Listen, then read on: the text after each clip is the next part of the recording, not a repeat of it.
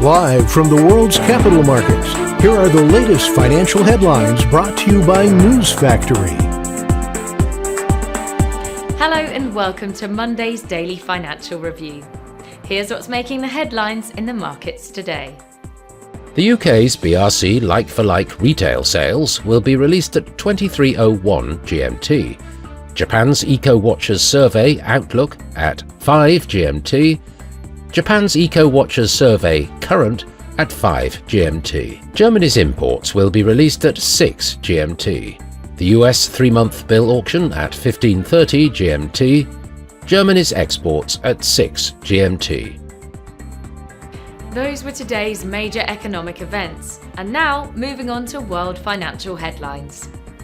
Robinhood Markets will replace casino operator Caesars Entertainment in the benchmark S&P 500, marking a pivotal moment for the financial technology sector as the retail trading platform joins the ranks of the most influential US companies. Gold's powerful rally took on fresh legs, with prices just cents away from $3,600 per ounce, as weak US jobs data further raised expectations for bullion-supportive Federal Reserve rate cuts. The US dollar fell sharply against major peers to end last week, after crucial monthly jobs data showed that American employers hired fewer workers than expected, which affirms weakening labor market conditions and likely guarantees a Federal Reserve interest rate cut.